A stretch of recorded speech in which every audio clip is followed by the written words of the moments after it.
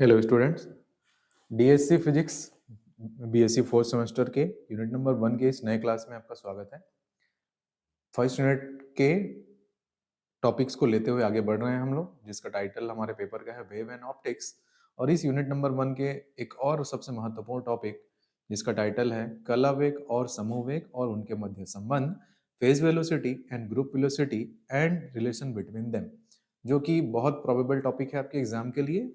Definitely आपको exam के paper में ये दिखने वाला है। तो इसको अंडरस्टैंड करते हैं, इसके कॉन्सेप्ट को, इसके मैथमेटिकल वर्जन को, और क्या इससे आपको रिजल्ट सीखने को मिलता है वो देखते हैं। इससे पहले हम लोगों ने speed of the wave, types of the wave, कैसे वेव का इक्वेशन होता है वो, कैसे वेव एनर्जी कंटेन करके आगे चलता है मीडियम में, वो इन सारी चीज़ों के बारे में हमने बात कर ली है। उससे रिलेटेड वीडियोस भी आपने I hope time to time आप देख रहे होंगे। ठीक है, तो अब हम स्टार्ट करते हैं कि आखिर ये फेज वेलोसिटी क्या है और ग्रुप वेलोसिटी क्या है। वेव ट्रांसमिशन से रिलेटेड कुछ टॉपिक से शब्दों के जो टर्मिनोलॉजी या डिफरेंट टर्म्स जो अभी आप लोगों ने सीखा, उसके आधार पे ये है कि वेव कहने का मतलब है कि माध्यम में एनर्जी का ट्रांसमिशन होता है। माध्यम के कण एनर्जी को एब्जॉर्ब करते हैं और अपने माध्य स्थिति के दोनों ओर ऑसिलेशन करते हैं, कंपन करते हैं। तो और इस प्रकार माध्यम में कणों के द्वारा आपस में ऊर्जा का स्थानांतरण होता है और एनर्जी तरंग स्रोत से माध्यम में इसी प्रकार से संचरित होती है। तो बात यहाँ पर यह है कि कणों के वाइब्रेशन का एक महत्वपूर्ण टर्म यहाँ पे आता है कि कण जो हैं, पार्टिकल्स जो हैं मीडियम के, वो वाइब्रेट करते हैं। तो वाइब्रेट करते हैं तो चूंकि माध्यम जो है बहुत सारे पार्टिकल्स से मिलकर बना होता है, तो उसी के आधार पे एक फेज वेलोसिटी और ग्रुप वेलोसिटी का कंसेप्ट यहाँ पे आया है, जो कि पार्टिकल्स के वाइब्रेशंस, एंगल ऑफ डायरेक्शंस पे डिपेंड करता है। तो एक एक करके सबसे पहले हम लोग जानेंगे कि कला वेग, जिसको तरंग का वेग कहते हैं, वो क्या होता है, और हम जानेंगे कि ग्रुप वेलोसिटी या समूह वेग क्या होता है और इन दोनों के बीच में क्या मैथमेटिकल रिलेशन इक्वेशन निकल के आएगा।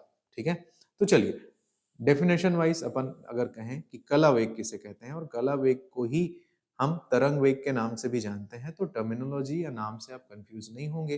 पेपर में कभी कभी नाम आगे पीछे लिख देता है, तो उसकी वजह से आपको ये नहीं होना चाहिए कि आप कला वेग ही बस जानते हैं, तरंग वेग बोल दिया तो फिर आप कंफ्यूज हो गए। तो here the name phase velocity or we called wave velocity।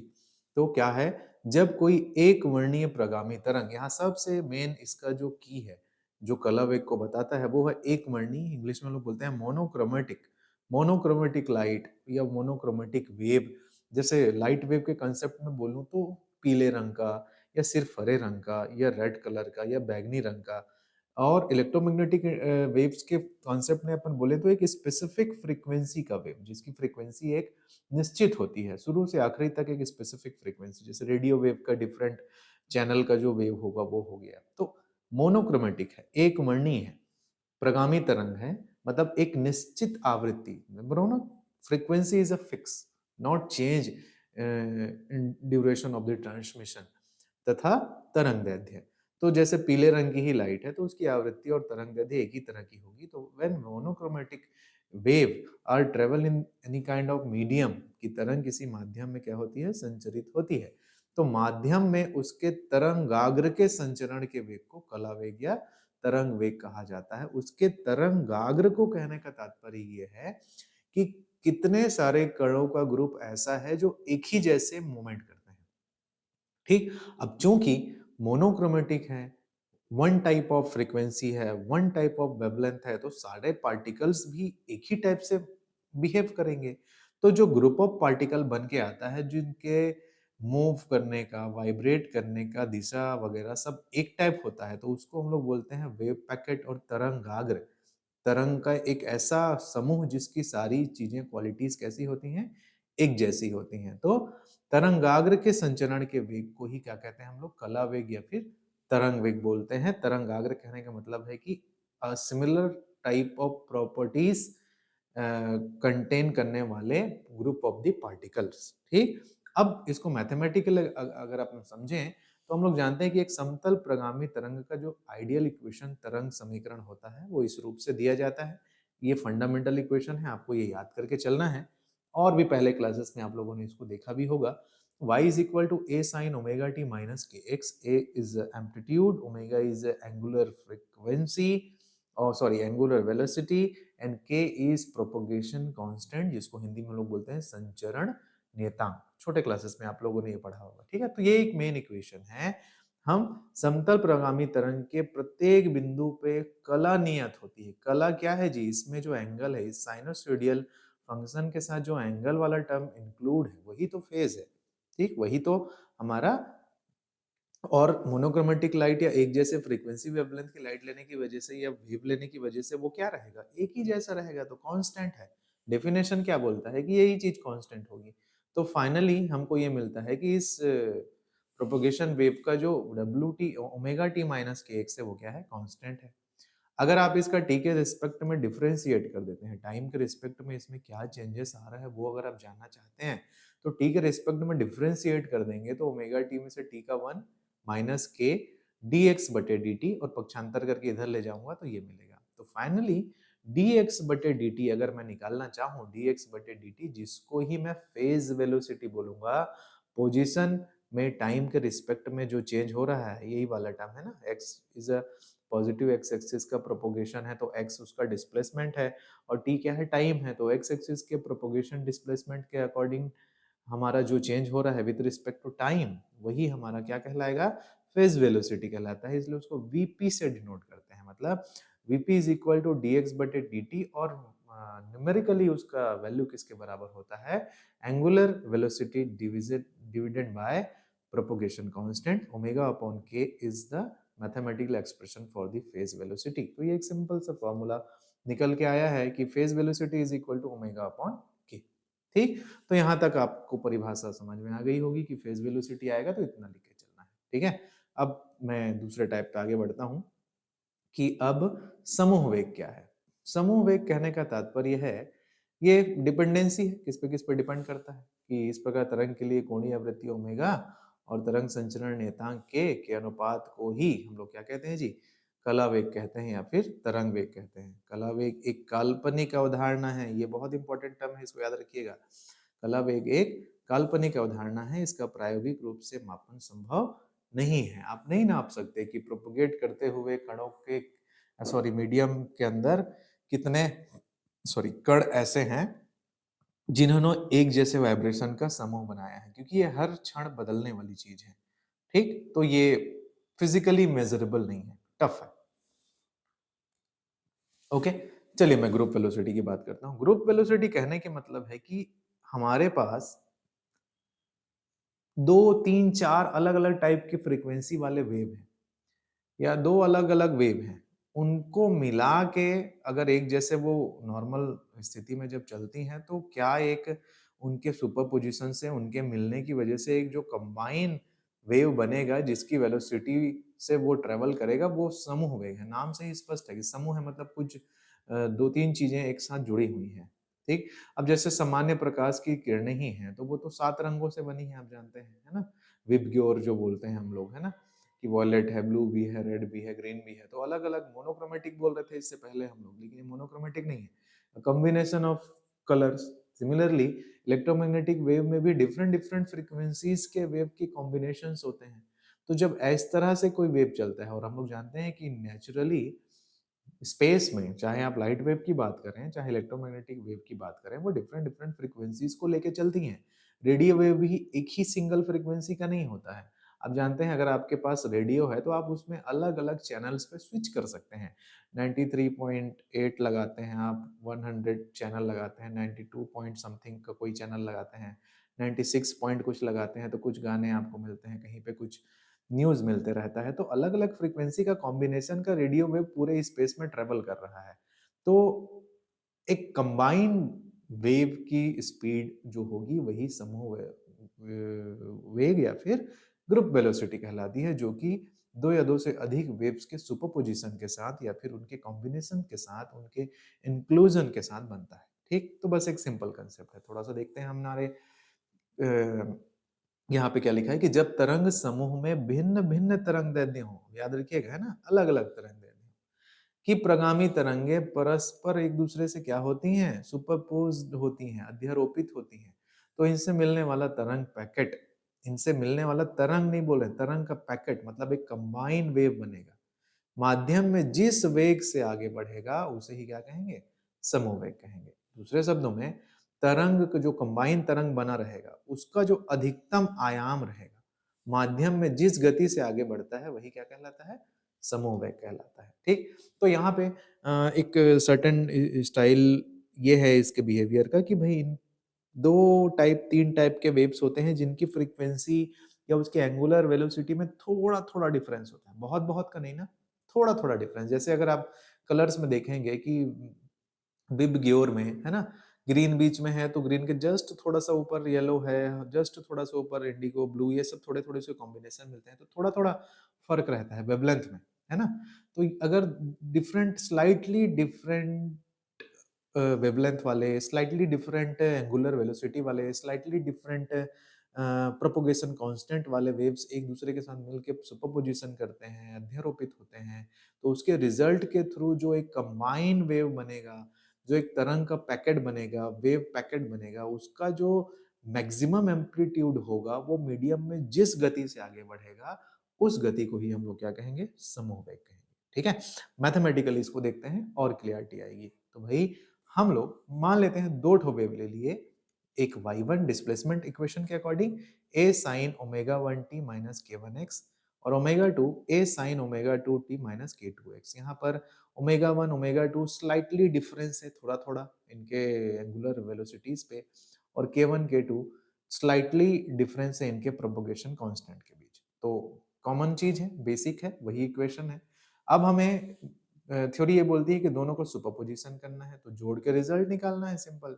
तो भाई अध्यारोपण का सिद्धांत कहता है कि इनको जोड़ के एक कंप्लीट चीज निकालिए, है ना। तो दोनों को जोड़ दिए, दोनों को एक्सप्रेशन यहाँ पे रख दिया है आपने, दोनों में से एक कॉमन है, एक कॉमन निकल गया, ये मिल गया कि sine omega 1t minus k1x plus sine omega 2t k2x। अब हम जानते हैं एक फॉर्मूला ट्रिग्नोमेट्री का basic, sine c plus sine d is equal to 2 sine c plus d by 2 into cos c minus d by 2, जहां पर c यहाँ पे आपके पास ओमेगा 1t माइनस k1x है और d की जगह ओमेगा 2t माइनस k2x यहाँ पर है ना। तो सिंपल है, अब एक बार 2 आ जाएगा इस फॉर्मूले का, ये वाला a पहले से था आपके पास, तो 2 साइन ये c plus D by two into cos c minus D by two. ठीक, यहाँ पर से थोड़ा सा एडजस्ट करेंगे तो ओमेगा 1 ओमेगा 2 को एक साथ लिख के t कॉमन लेके ऐसा लिख लिए। सिमिलरली k1 और k2 को एक साथ लिखकर x कॉमन लिख के ऐसा लिख लिए। वही चीज यहाँ पर भी हमने कर लिया, यहाँ पर भी हमने कर लिया। ठीक, सिंपल मैथमेटिक्स है। अब यहाँ पर टर्म्स को थोड़ा आगे पीछे कर लिया, कॉस वाले टर्म को हमने पहले लिख लिया यहाँ पर और साइन वाले टर्म को यहाँ लिख लिया। अब हम लोग ये मानते हैं कि ओमेगा 1 माइनस ओमेगा 2 क्या है, difference between the frequency, slightly difference between the two angular velocity of the wave, तो उसको डेल ओमेगा से डिनोट कर दिए।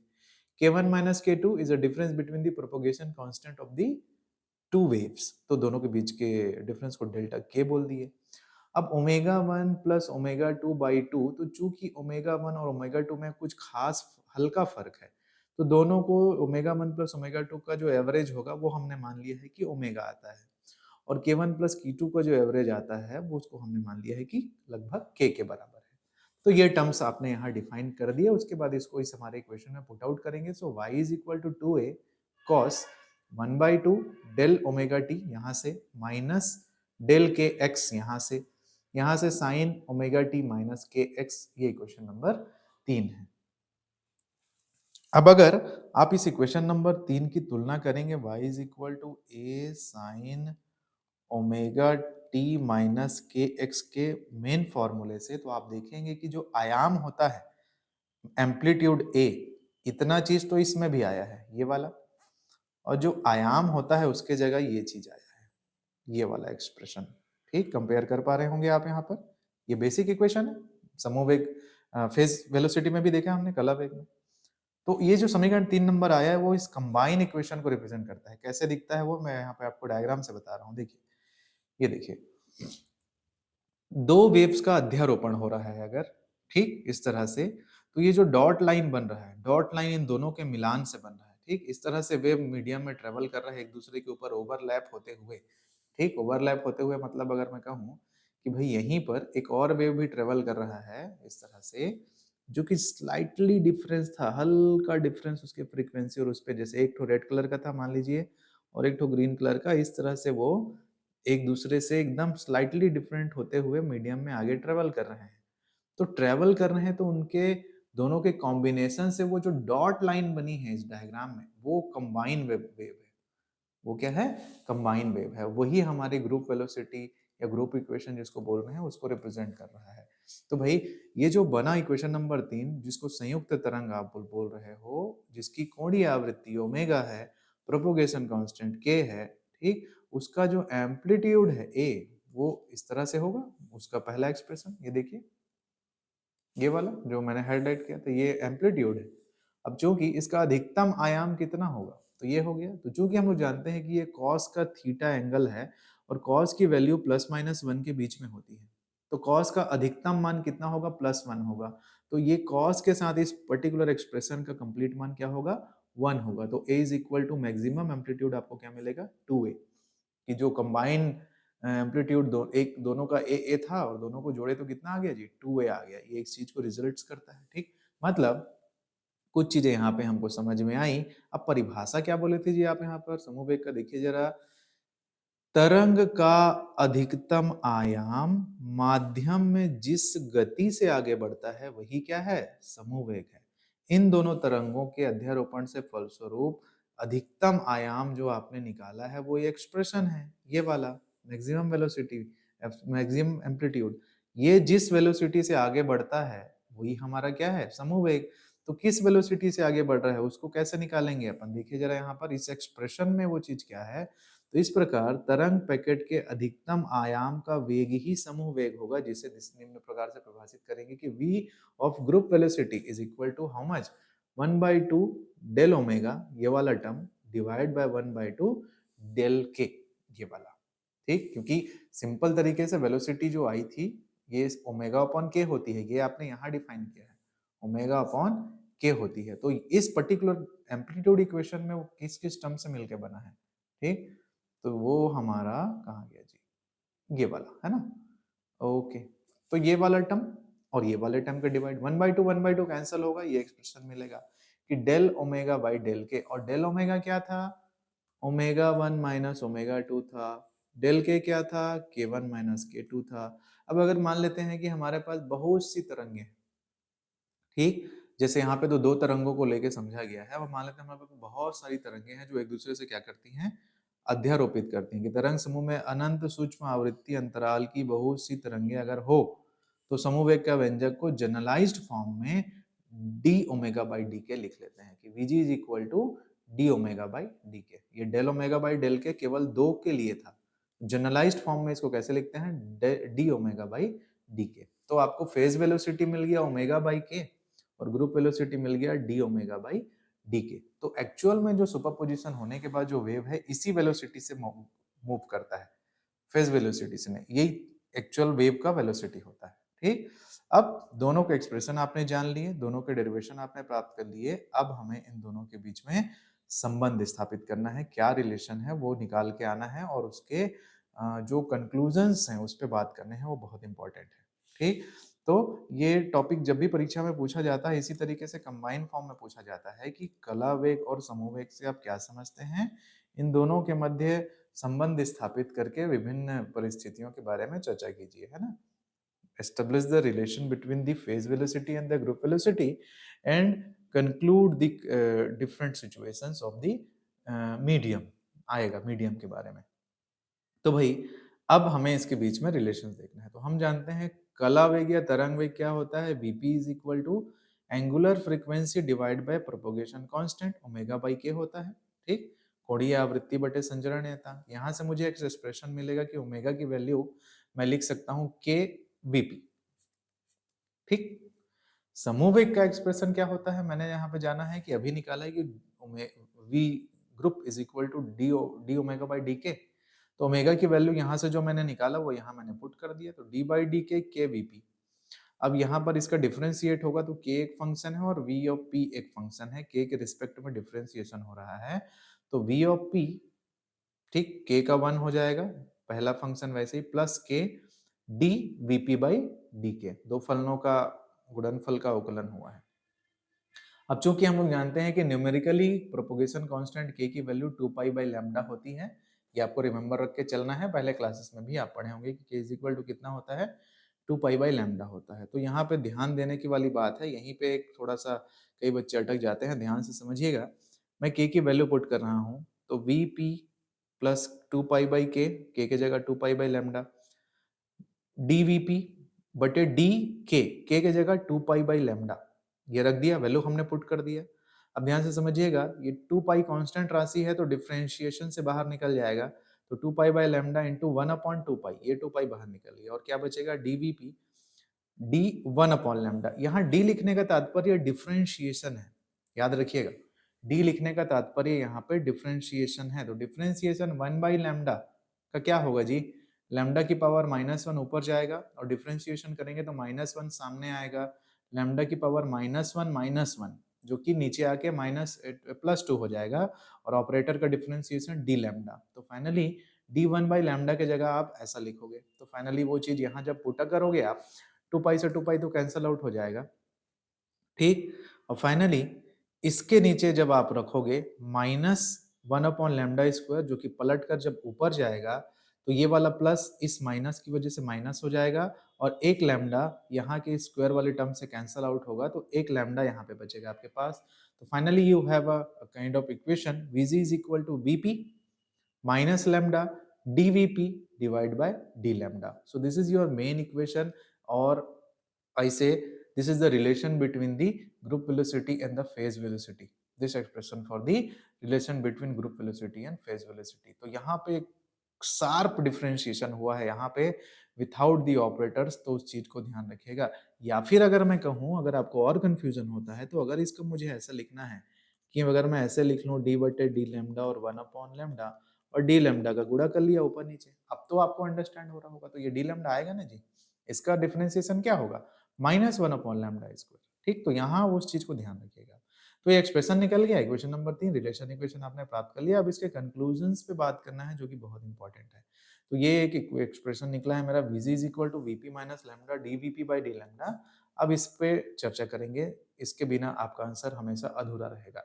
पहला चीज, यदि dVp by D lambda is equal to 0 है, ये वाला टर्म 0 है, तो क्या मिलेगा, Vg is equal to Vp group velocity is equal to phase velocity. इस कंडीशन में जो माध्यम है उसको हम लोग बोलते हैं अविक्षेपीय माध्यम या फिर नॉन डिस्पर्सिव मीडियम, कोई डिफ्लेक्शन वेव्स में उसमें नहीं होता। अर्थात जब कला वेग या फिर तरंग वेग तरंग दैर्ध्य पर निर्भर नहीं करता, या डी लैम्डा पर निर्भर नहीं कर रहा है, मतलब डीवीपी बाई डी लैम्डा 0 है, तब इस स्थिति में समूह वेग तरंग वेग के बराबर होता है। उदाहरण के लिए क्या है जी, निर्वात में प्रकाश तरंगों की चाल हेतु Vg is equal to Vp होता है, जिसे हम लोग नॉन डिस्पर्सिव मीडियम कहते हैं, ठीक। अगर ओके सॉरी, फिर आगे बढ़ते हैं। अब अगर यदि dVp by D lambda is equal to positive है, ध्यान देंगे, dVp बाई डी लैम्डा यदि पॉजिटिव है, ये वाला टर्म, ये अगर पॉजिटिव है तो ये पूरा टर्म मिलकर क्या बनेगा, नेगेटिव बनेगा, ठीक। और नेगेटिव बनेगा और Vp में से कुछ घटेगा तो Vp छोटा हो जाएगा। तो आपको क्या रिलेशन मिला है कि D बराबर, ये छोटे का साइन हो गया, तो V group is less than equal to Vp, ये वाला, ये हो जाएगा कि Vg is less than equal to, sorry less than Vp। मतलब जब तरंग वेग तरंग दैर्ध्य बढ़ाने के साथ बढ़ता है, इसका मीनिंग क्या है, तरंग का जो वेग है, मतलब जो फेज वेलोसिटी है, जिसको कला वेग बोलते हो आप, तरंग वेग या कला वेग है ना, कला वेग जो है तरंग दैर्ध्य को बढ़ाने से बढ़ता है, पॉजिटिव मिलता है, तो समूह वेग कला वेग से कम होता है। ये रिलेशन आया, कब होता है, तो इसको बोलते हैं हम लोग सामान्य विक्षेपण। सामान्य विक्षेपण कब होगा, परावैद्युत पदार्थ में जब विद्युत चुंबकीय तरंगों को प्रवाहित करोगे तो आपको यही स्थिति मिलती है, Vg is less than Vp। और एक चीज अगला, कि जब आपका dVp by D lambda is equal to negative है, तो मेन इक्वेशन क्या था, Vg is equal to Vp minus lambda dVp by D lambda.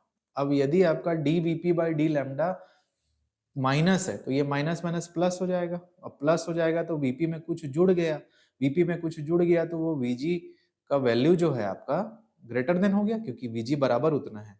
तो फाइनली देखो भाई वीपी वीपी है ना, और वीजी इससे दिया जा रहा है जो कि डिपेंड कर रहा है इस पे, तो यहाँ पर वीपी में कुछ जुड़ रहा है इसके माइनस होने की वजह से, तो V G is greater than Vp. Confuse हो जाते हैं कई बच्चे, इसको बोलते हैं कि सर ये छोटा क्यों नहीं है, अरे ऐसा नहीं, कॉमन नहीं है, वीपी वीपी है, वीजी इस तरह से डिफाइन हो रहा है। ठीक, तो हमें रिलेशन मिला Vg is greater than VP. तो जब तरंग वेग तरंग दैर्ध्य बढ़ाने के साथ घटता है, तरंग वेग तरंग दैर्ध्य को बढ़ाने के साथ क्या होता है, घटता है, नेगेटिव मिलता है, तो समूह वेग जो है कला वेग से क्या हो जाता है जी, अधिक हो जाता है। ठीक, ये असामान्य विक्षेपण की स्थिति है, कहाँ पे होती है, विद्युत चालकों के भीतर में Vg is greater than Vp होता है। तो आपको यहाँ तक कंक्लूजन्स करने पड़ेंगे, और ये एक महत्वपूर्ण ग्राफ है, मैं चाहता हूँ आप जरूर अपने आंसर में इसको इंक्लूड करें। सिंपल सा ग्राफ अगर आप बना देंगे तो आपका आंसर बहुत अच्छा हो जाएगा दूसरे स्टूडेंट से, है ना। तो जैसे एक एक्सिस पे हमने के प्रोपोगेशन कांस्टेंट को ले लिया है, एक में एंगुलर वेलोसिटी को ले लिया है, तो बीच वाली जो स्ट्रेट लाइन है वो वीजी बराबर वीपी को रिप्रेजेंट करती है, जो कि नॉन डिस्पर्सिव मीडियम या अविक्षेपीय माध्यम को बताता है। इसके नीचे जो कला VG is less than VP, तो V G is less than VP normal dispersion को बताएगा, और ये वाला ऊपर वाला ग्राफ आप खींचेंगे जो कि एनोमलस डिस्पर्सन जिसको बोलते हैं, या फिर असामान्य विक्षेपण बोलते हैं, उस लाइन को बताता है। ये तीनों के बारे में डिटेल में हमने स्टडी ऊपर कर लिया है, तो आप उन्हीं चीजों को लेके एक ये ग्राफ जरूर जरूर अपने आंसर में बनाएं। तो यहाँ तक ये एक महत्वपूर्ण टॉपिक फिर पूरे आंसर के लायक यहाँ पे कंटेंट कंप्लीट होते हैं। ठीक है, तो ये रहा आज का क्लास स्टूडेंट, जिसमें हम लोगों ने जाना कि समूह वेग क्या होता है, कला वेग क्या होता है, और उनके मध्य में क्या रिलेशन होता है। इसे आप जरूर तैयार करें, ये आपके परीक्षा में डेफिनेटली आने वाला है। आपके इस यूनिट नंबर 1 का लगभग 60% पोर्शन हम लोगों ने इन 4 क्लासेस में कंप्लीट कर लिया है। 60 कहूँ या 65% कहूँ, आने वाले लगभग 2 क्लासेस में ये यूनिट मैं कंप्लीट करूँगा। ठीक, अब हमें सिर्फ और सिर्फ साउंड वेव के रिफ्लेक्शन, साउंड वेव के रिफ्रैक्शन और उसके डिफ्रैक्शन के बारे में जानना है। ध्वनि तरंगों के परावर्तन, अपवर्तन और विवर्तन के बारे में जानना है, और एक सोनार सिस्टम जो नेवल इंडस्ट्री में या फिर डिफेंस के नौसेना वगैरह में जो यूज होता है, समुद्र खोजयान, जिस समुद्री जहाजों में सोनार सिस्टम का एक चीज लगा होता है, उसकी थ्योरी के बारे में, उसके कॉन्सेप्ट के बारे में, जिसको साउंड रेंजिंग हम लोग बोलते हैं, उसके बारे में हम लोग जानेंगे। तो साउंड वेव का कैसे रिफ्लेक्शन होता है, कैसे इम्पिडेंस होता है, कैसे नॉइज होता है, ये सब चीज के बारे में एक इम्पोर्टेंट टॉपिक आपके सिलेबस में है। उसको लेते हुए लगभग 2 बड़े क्लासेस अगर मैं करूँ तो ये यूनिट अब हमारा आने वाले 2 क्लासेस में कंप्लीट हो जाएगा। तो यहाँ तक एक सेक्शन था जो कि वेव्स पे ऊपर डिपेंड करके चल रहा था। आने वाले जो क्लासेस हैं वो साउंड वेव के बारे में हम लोग ज्यादा बात करेंगे, मतलब अनुदैर्ध्य तरंगों के बारे में। मैथमेटिकली कुछ चीजें आएंगी, वेव फंक्शन के फॉर्म में चीजें आएंगी, और इजिली आप अंडरस्टैंड करते जाएंगे। अगर आप धीरे धीरे क्लासेस अभी से करते चले जा रहे हैं तो आपके लिए फिर ये बर्डनफुल नहीं होगा, फिर ये अच्छे से कंप्लीट हो जाएगा। ठीक है, तो चलिए इस क्लास को यहीं तक मैं रखता हूँ, मिलते हैं हम लोग अपने अगले क्लास में इसी यूनिट के अनदर टॉपिक को लेते हुए। यूनिट के कंप्लीट होते ही ये कंप्लीट एक यूनिट का नोट्स आपको व्हाट्सएप चैनल पे मिल जाएगा। आप वहाँ पे जाके हमारे व्हाट्सएप चैनल को जरूर फॉलो कर लीजिए। चैनल का लिंक हर वीडियो के डिस्क्रिप्शन में, चैनल के डिस्क्रिप्शन में डला हुआ है, और अगर आपको किसी टाइप की क्वेरी है तो आप मैसेज करेंगे, हम उस पर डिस्कस करेंगे। ठीक है, ओके, थैंक यू।